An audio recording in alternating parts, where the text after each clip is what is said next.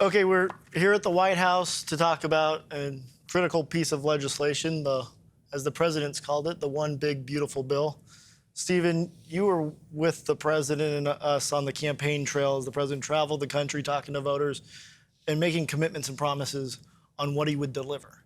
We're now here with our first key piece of legislation. How did we get here? How has he turned those campaign promises into actual text? Yeah, so the most important thing in politics in America is honoring the promises that you make to the American people. That sacred trust between the voter and the man they elect, in this case, the President of the United States. I, like you, traveled with the president all across the country. Packed arenas, packed airport fields, packed stadiums. And in every one of those campaign rallies, he made a series of very specific promises that helped propel him to a landslide victory. No tax on tips, no tax on Social Security, no tax on overtime, no tax you can deduct if you get an American-made car, the interest from your taxes. Building the Golden Dome to provide a missile defense shield for the United States of America. Passing comprehensive border security and immigration enforcement legislation to both seal up the southern border on a permanent basis and get the people here who don't belong back home. Also, fighting radical transgender insanity. Also, unleashing American energy, deregulating our economy so we can have job growth, making the Trump tax cuts permanent. I could go on and on and on. Each and every one of those promises is codified in this legislation. It is literally as though you took a campaign rally speech and turned it into a bill. The reason it is the big, beautiful bill is because it is a campaign speech turned into a piece of legislation, which is why I'm so proud of the House Republicans for passing this bill and honoring our shared promise to the American people. So now it's headed over to the Senate, and you tick through. We have 3 pages here. Eliminates Medicaid for illegal aliens. Trump saving accounts for kids. Slashes IRS funding. Green New Deal defunded. Energy production unleashed. Tariffs on Chinese-built ships. You go on and on. Who benefits from this? Well, first and foremost, the working and middle-class people of this country benefit. For one, according to our estimates, you're going to see a $13,000 average increase in take-home pay for the typical family. $13,000 through both the combination of economic growth that this bill will unleash, as well as the historic tax cuts that will be unleashed. Again, you're talking about not only making the Trump tax cuts permanent, but the largest package of working-class, middle-class tax relief that has ever been proposed. You combine that with unleashing American energy, getting rid of wasteful regulations, and also, very importantly, getting the illegal aliens out of the country who are driving down wages for working people. This is the most working-class bill that has ever been proposed. I've been in what people call the conservative movement for my entire life, since I was a child, since I was in high school. I never dreamed that we could have a bill as conservative, as transformative, as pro-American as this legislation is. This is the most populist pro-American bill. This is the MAGA agenda in legislative form. I could not be prouder of the people, including the 2 men to my left, who worked with our closest allies in Congress to make this bill into a reality. Well, that's great. And so, Russ Vought, director of OMB, I saw you on Will Kane this week, where your sister emailed in to make sure you pronounced your last name right. So, Russ Vought. True story. No, one of the things, obviously, we talked a lot about last year and into this year was inflation. And record high inflation under Biden. And there's been some efforts early on to address that. How does this piece of legislation address the cost of living for the American people? Across the board, I just to reiterate one of the points that Stephen made, you have a bill that is so big on promises kept. Any one of the provisions in here would have been the kind of thing that would dominate the entire agenda for an entire year, and we have so many of them in the same bill. It is fundamentally not a budget resolution. This is an agenda setting, agenda and promises keeping bill. From the inflation side, let's look back to what Biden did, right? So Biden dramatically increased spending, scaled it, used COVID. We had already funded what was necessary to deal with the COVID pandemic, and he dramatically expanded. And at that moment, you saw inflation really start to become an issue. They dramatically increased regulations. They sent energy prices escalating. And so when President Trump is running on the campaign trail, his inflationary efforts are aimed at those three issues, right? Deregulate the economy, get people's prices down, get rid of high energy costs, American energy across the board. This bill furthers that. And then, of course, in the spending driver and dealing with the Biden spending regime and pulling that back. And this has historic levels of mandatory spending reforms in the constitute as a work requirement and other reforms, but things that really drive our spending down. And I think it's one of the reasons, not the only reason, but it's one of the reasons we're back to having the lowest inflation in 4 years, and we're seeing it drive down. We'll be below the Fed levels soon. And so this is on a trajectory that is exactly what he ran on in dealing with the Biden excesses. Stephen, you had a post on Truth, or on X, I suppose. Largest tax cut and reform in history. Interest on car loans fully tax deductible if the car is made in America. Fast tracks new energy projects and provides protections against future regulations. Terminates the Green New Deal. Cuts $1.6 trillion in net mandatory spending. The most pro-American tax bill ever, as you were saying. Jump off of what Russ was talking about as how this addresses inflation and the cost of living for the average American person. Yes, well, so you just listed some of the examples there, but every economic provision in this bill, in part of this populist agenda that President Trump has led for a decade now, is geared towards making life more affordable and more prosperous for working people. The ability to go to a car dealership, get a car loan, and deduct 100% of that interest cost from your taxes, the kinds of deductions that normally have only been available to rich people, now are available to the middle class, to the working class in this country. The ability to get energy prices down even lower than President Trump has already reduced them by creating a permanent structure for deregulating American energy and keeping it flowing long into the future, that's going to make life more affordable for everyone, not just the cost of driving, but the cost of heating, the cost of air conditioning, the cost of electricity, the cost of everything is going to go down as a result of this legislation.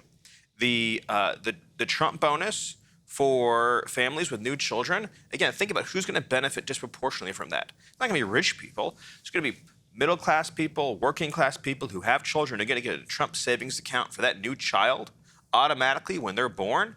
And, of course, extending and making permanent the Trump tax cuts from the first administration that also disproportionately benefited the middle and working class. Not to mention, of course, as we've already discussed, no tax on tips, no tax on overtime, no tax on Social Security, all geared towards the people who came out in droves to elect President Trump. There's so much to celebrate in this bill. And again, I don't think it's even possible to convey sort of the point that Russ made. If any of these things was done on its own, this would be considered a historic victory for the movement, for the presidency, for the country. In other words, if we had just did a bill that, say, just did no tax on tips, that would be, people would talk about that in 50 years, right? If Ronald Reagan had passed a bill in 1981 saying no tax on tips, there'd be 15 museums out there talking about the time that Ronald Reagan did no tax on tips. There'd be a constant reel on the History Channel about when Ronald Reagan did no tax on tips. That's just one part of this bill. You know, take, of course, something that I've talked a lot about with you and with many others on immigration and border security. This bill fully funds the entire wall across the entire southern border, land and river. So again, you think about promises made, promises kept. Is there a bigger promise than having full, complete, upfront funding that Democrats can never take away? So in other words, it's there, it's upfront, and by the way, it's paid for. Here's another point that isn't discussed very much at all. The immigration provisions in this bill are paid for by charging foreign nationals more money when they want to come to America. So by raising the fees on foreign nationals who are seeking visas and other immigration benefits, we are paying for the wall, for the ICE officers, for the border agents, for the pay raise that President Trump promised the ICE officers and the border agents. So we are literally paying for the defense of the homeland by increasing fees on those in other countries who want to come here. So it's a win-win. So when you hear Stephen talk about it, obviously, Easy sell. So how could anyone vote no? Let's get into the weeds a little bit. CBO. What's the CBO? How does it work? What is the scoring mechanism? And why are people using it as a way to attack the bill? The Congressional Budget Office scores bills. They have what we believe is an artificial, unrealistic Real quick, baseline. what does it mean to score a bill?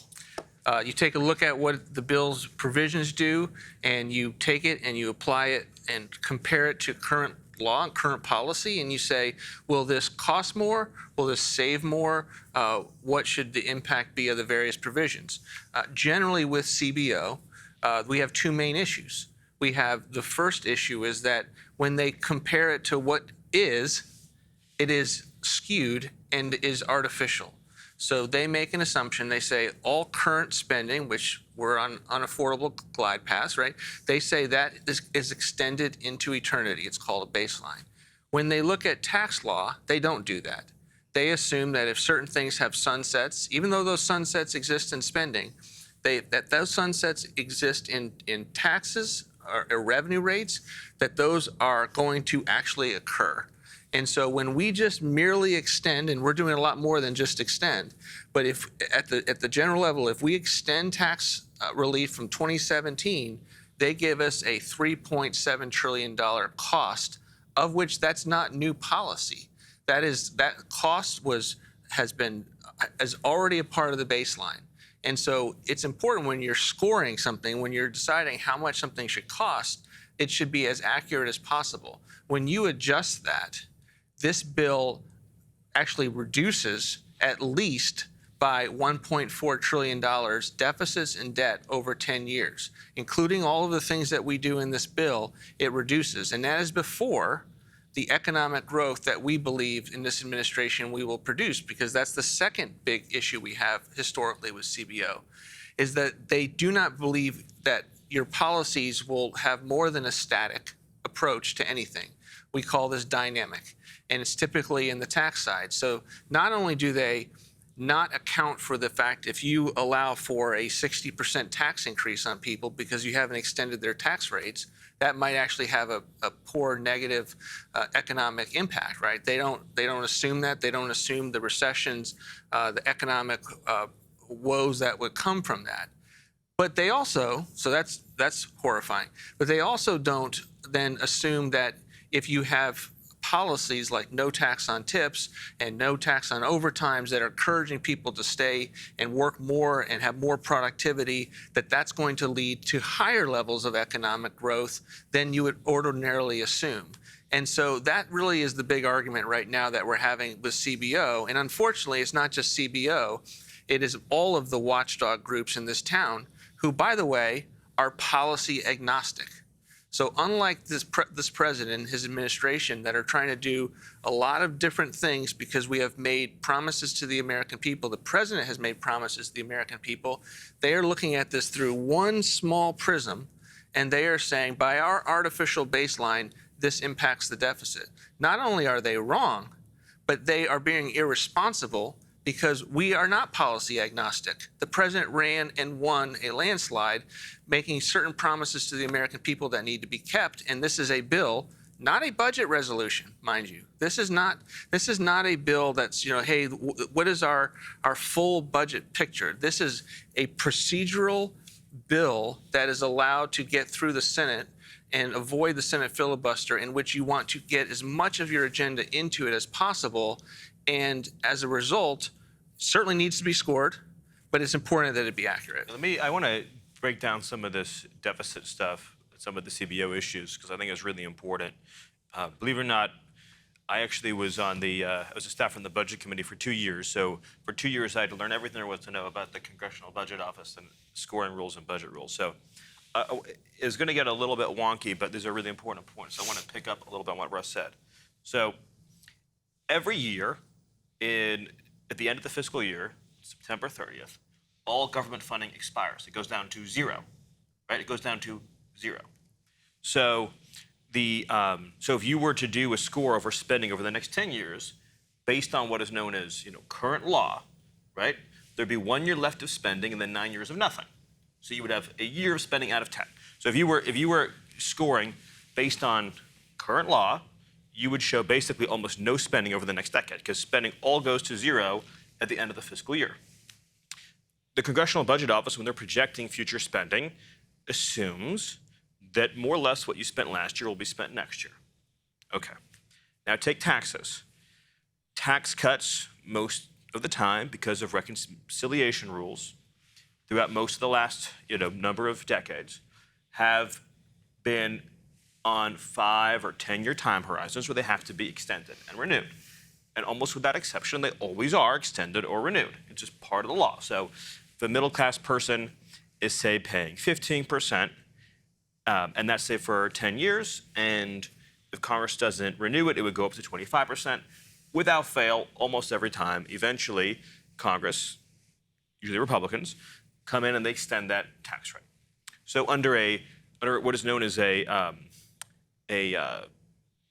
current law baseline, CBO is not doing the same assumption it's doing with spending. CBO is assuming that every single tax rate in America is going to surge up to what it was before the last Trump tax cuts. And so what they're saying is, merely because this bill, among all the other provisions, keeps the Trump tax cuts in place and continues them, they're saying the act of not raising taxes costs several $1 trillion, which is absurd. It does not cost the government anything to maintain status quo tax rates. Like, by definition, you cannot cost the government something by not raising taxes. Only a communist would make the argument that not raising taxes is stealing something from the government. So the only honest way to do a baseline is to say, what is Congress going to tax in a realistic scenario, and what is Congress going to spend in a realistic scenario? And in any realistic scenario, Congress is going to keep the tax rates from jumping up. So what this bill does on the tax side, by locking in the current rates, and then by cutting spending almost $2 trillion, is it reduces the deficit over any realistic set of assumptions by almost $2 trillion. And it was a very long explanation for getting there. But the bottom line for everyone watching at home is this. When you see anyone online talking about the CBO deficit score, 100% of that is the CBO criticizing the tax cut. That is it. So every reference to the deficit and CBO is 100% about your tax cut. It is not about spending. Spending in this bill is cut almost $2 trillion, including through the largest welfare reform in history. Very long, very technical, took up a lot of time, but had to do it. No, I think it's important. And I don't think that people want to intend on attacking the tax cut, but the CBO and the scoring mechanism is obviously convoluted and complicated, and I think kind of get hopefully lost, the budget director thinks I did all right explaining it. I don't know how you rate it. Nailed it. So not to continue the technicality, but James, you've been owning this bill. You've been working the Hill, both on the House. Congratulations, helping getting it through the House. I know that was an important lift, an important part. People on X and on social media are talking about single subject matter. Why don't you break this apart into 1,000 different little bills and pass them that way? And, I think that, to the point that Stephen made earlier, the reason you cannot do this is because we are doing a special process called budget reconciliation. The Senate requires 60 votes to pass legislation. And the benefit of budget reconciliation, where we're reconciling the law with the congressional budget, is that you have a 50+1 vote threshold in the Senate.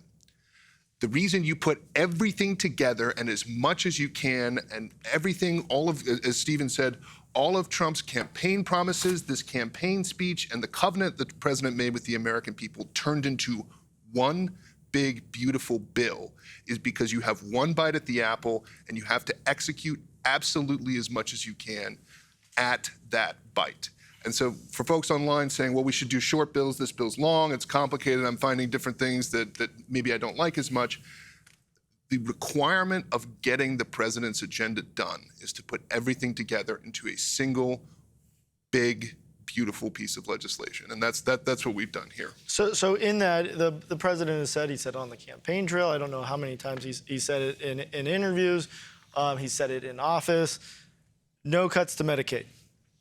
And yet Democrats are doing what Democrats do. The media is doing what the media does and says the president is trying to push Granny off a cliff and cut Medicaid. Can you unpack that and really explain what they're doing and why they're doing it? And so, first of all, we're talking about Medicaid, which does not affect in the main Granny. Medicare is the healthcare program for seniors. What we are doing with Medicaid and with other welfare programs is very simple. We are eliminating waste, fraud, and abuse using a Clinton-era technique, which in the past, before the parties became so polarized, had broad bipartisan support. And that is through work requirements. And the work requirements are if you volunteer, go to school, or work 20 hours a week, no one who does those things will lose any benefits. What we are focusing these programs on is the actual needy population that can't work, that's disabled, that has children at home, who need these benefits in order to continue and carry out their daily lives. That's what this bill focuses on. It focuses on a historically bipartisan, effective method for eliminating waste, fraud, and abuse in these programs. And we did it in the late 1990s, saved hundreds of billions of dollars, and brought more people back into the workforce where they got better health care than is available through the government. And we think these reforms and the reform approach that we have done with this bill is precisely in that vein and will be successful in the same way that the 1990s reforms were. I mean, you talk about the 1990s. Senator Dick Durbin, who happens to still be around, liberals, conservatives came together and said, let us put people back to work. If we are going to solve the welfare mess for good, take people off welfare permanently. We need to put them to work.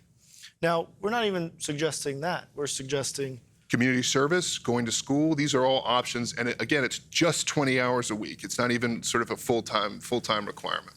So let's go on then to no tax on Social Security, another campaign promise that the president made, another piece of legislation that's packed into this reconciliation bill. How important is that? Look, I think, when you look at the tax bill and the tax section, what do people talk about? What are people excited about?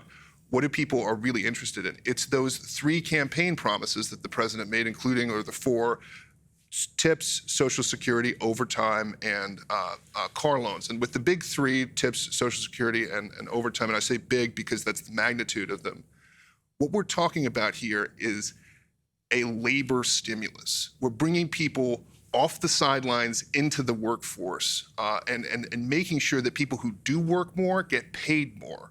It's about enhancing the dignity and rewards of work. And we think that's going to bring people off the sidelines, bring people into the labor force, and really create that economic surge that the president saw in 2019 and will see again as a result of this legislation. So Russ, let's talk about cuts, because one of the great efforts that the president has championed is DOGE and the rooting out of waste, fraud, and abuse, and it's been tremendously successful. Now, there's critics out there that say there's not enough cuts, and the DOGE cuts aren't in this reconciliation package. Why aren't they? To James's point, this is a procedural reconciliation device to get through the United States Senate's filibuster. And so there are rules that are part of that. And that one of those rules is that discretionary spending, the most people would think about is what funds the bureaucracy. When you talk about the annual process about does the government get funded or not, that is all about discretionary appropriations, to Stephen's point yesterday. Why? Because if it doesn't pass, it sunsets to zero. That is something that that can't be carried on a reconciliation bill, period, by law. And so all of the DOGE savings to deal with the USAID or Department of Education to get woke and weaponized spending, to get kind of the CRT ideology, the rank wastefulness out of these agencies, all of that is stuff that has to be done with a different procedure, of which we have many, many plans, initiatives, and tools to do so. We just sent up our first rescission bill aimed at Corporation for Public Broadcasting, NPR, and USAID cuts of $9.4 billion that we're working with Congress to pass. So we have hundreds of billions of dollars on the DOGE side that we are working both with Congress and our own executive tools just to not spend the money on one side of the house while we do what there hasn't been even a conversation about doing since 1997 of dealing with the mandatory spending, which is on autopilot in law that can be done through reconciliation. And so there is this misperception out there that this is a budget bill, that this is a budget resolution. So why wouldn't you account for all of your savings in there? And there's a legal reason for why we have not been able to do that. I want to just pick up on what Russ said. So there's a process known as reconciliation. Again, all gets very technical. And in that, you're allowed to do savings on what is called mandatory spending. Mandatory spending is spending that is automatic and that doesn't expire. So these would be things like Medicaid, things like food stamps. That's where we have the largest welfare reform in history in this bill. Another kind of spending is known as discretionary. That's what funds the bureaucracy, as Russ mentioned, Department of Education, Department of Labor, Department of Commerce, the federal workforce, federal grants. That has to be cut through a process known as rescissions, which is a separate process. We're sending up rescissions bills to codify all of these cuts. You can also make these cuts through the annual appropriations process. That requires 60 votes. Rescissions requires 50 votes. This bill is not a spending bill. So in other words, if you ask me how much— If we wanted to do it, we couldn't. Right, we couldn't. If we wanted to, we couldn't. But the flip side of that is, not only can we not cut discretionary money in this bill, but this bill is not also responsible for new spending either. There's no money in this bill to fund the Department of Education. There's no money in this bill to fund the Department of Labor. There's no money in this bill to fund the Department of Commerce. There's no money in this bill to fund the entire architecture of the federal government. There's no money in this bill to fund the entire architecture of federal grants. So, just again, as a thought experiment, if you pass this bill and then said, all right, we're done for the year, that's it, no more bills, government funding would go down like half overnight.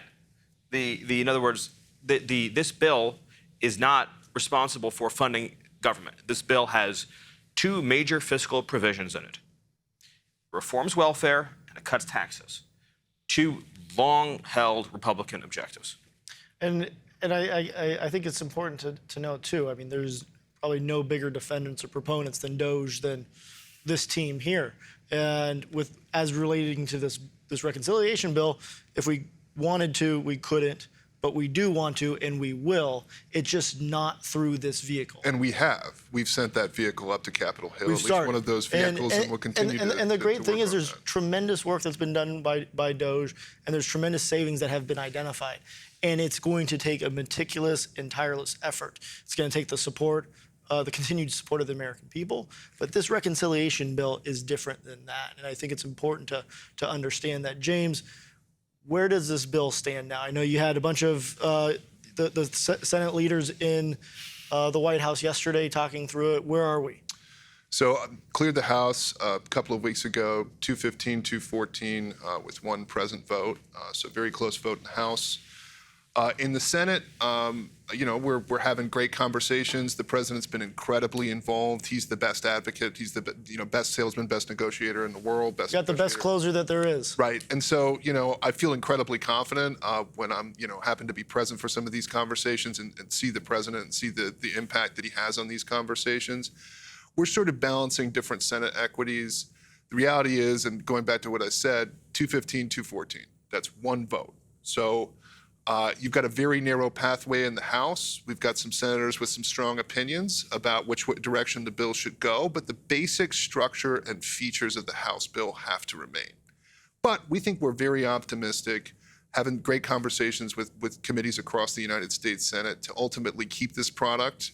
It's a product that we're excited about now. We think what's going to come out of the Senate is a product we're even more excited about, that's going to deliver on even more of the president's campaign promises. And, ultimately, we think we're going to get this done, and we're going to get this done in July and basically have a huge down payment on the extraordinary campaign promises that the president made in the 2024 election cycle. I think we should talk about what happens if this bill were not to pass. So number one, overnight, everyone's tax rates would go up 50, 60, 70%. Number two is the funding for border and immigration security would never happen because you would have to then get it through a 60-vote process, and Democrats are never going to give it to you. In fact, worse than that, Democrats will use the appropriations to starve ICE and starve Border Patrol out of funds to try to shut down the border and immigration enforcement. You would also have a breach of what's known as the debt ceiling, which would lead to a radical spiral up in interest rates, which would then cause an explosion in the deficit and debt.